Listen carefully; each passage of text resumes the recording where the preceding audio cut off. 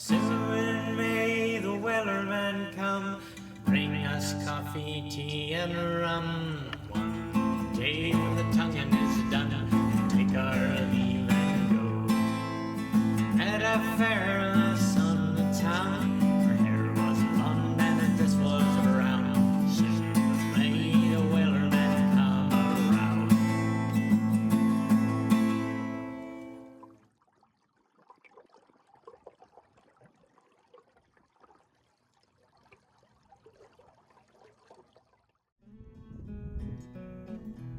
Following that long, smooth sail from the previous video, I finally end up near the back of that broad creek on Kentucky Lake. I actually did my homework this time and I have a pretty good idea of what I'm looking for. I'm searching for a specific creek mouth, one of 3 that feeds into the Broad Creek. The mouth was pretty obvious even from a distance, so I jibe and head directly for it.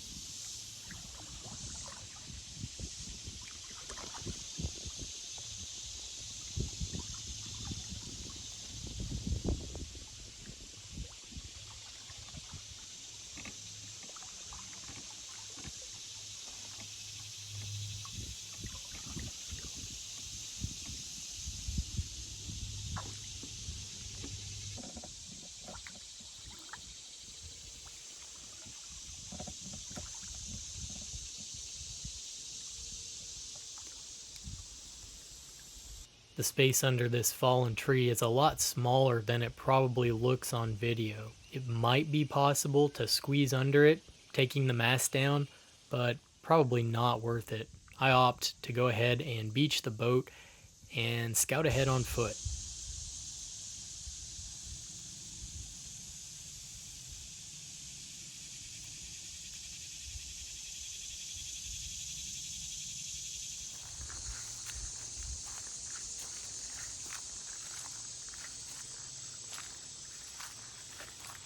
I was hoping to access the main creek from this trail, but the brush is pretty thick, and the trail seems to be leading me deeper into the woods. The next best option is to find the intersection of a feeder creek and follow it down to the main creek.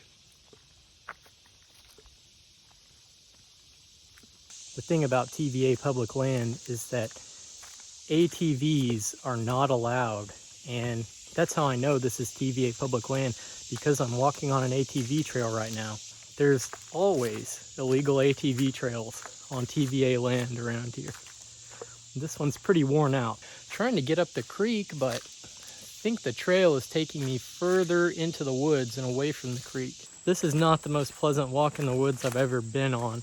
The spider webs are endless. That's why I've got this stick, so I'm not walking through the webs and getting them caught in my beard. But I'm pretty determined to check out the upper creek, and I know I've got to be getting close. The trail is definitely descending. It's starting to get pretty muddy actually.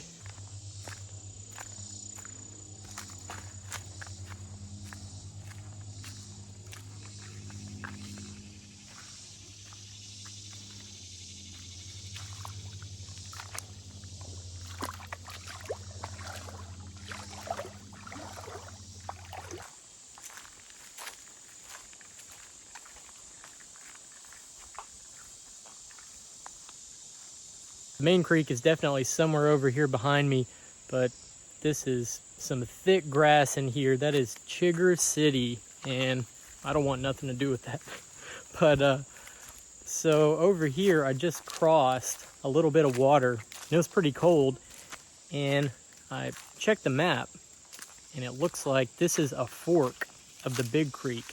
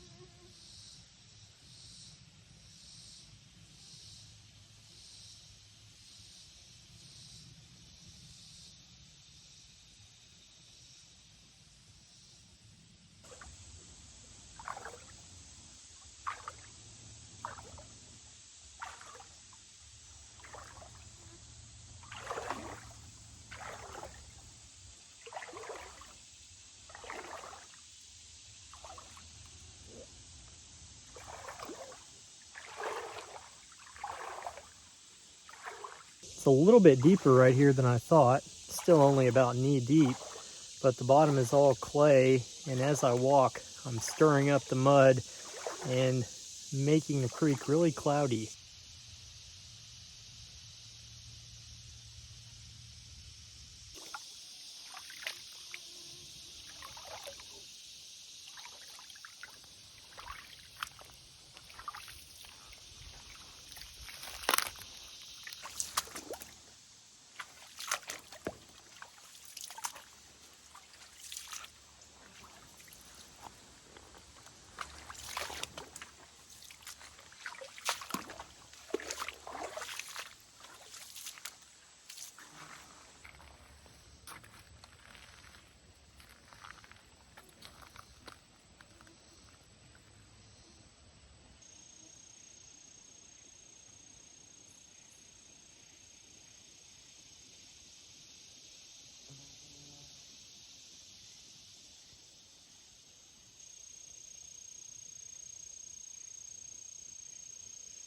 Alright, I'm trying to get down this fork now, and you know, it's just pretty rough in here, really. The ground is nothing but ferns and thorns.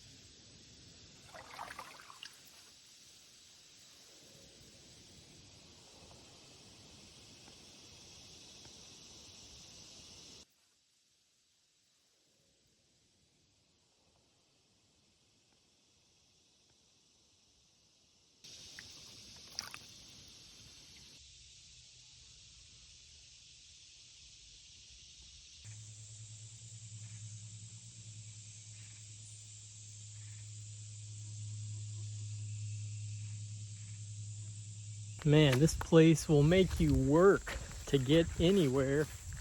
And I don't even know if it's going to be worth it. I don't know how much further I can go down the fork, but I'd really like to see the big creek.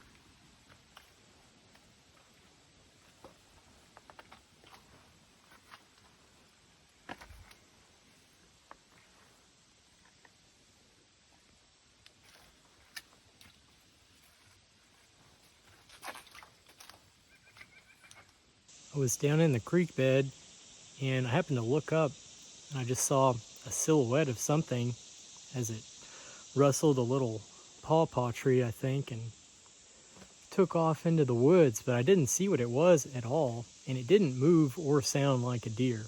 All I saw was something dark. Kind of spooky though. This is a pretty rough place. I didn't realize how rough this was back in here, actually. Hard to get in here. In fact, just standing here on top of the bank, I climbed up here to get a better look to see if I could see anything, because I didn't really hear it run off. I don't see anything though. It could be staying still and concealed, but just standing here on the bank, I'm probably getting covered in chiggers, so I need to get back down in the creek and wash off my legs, probably.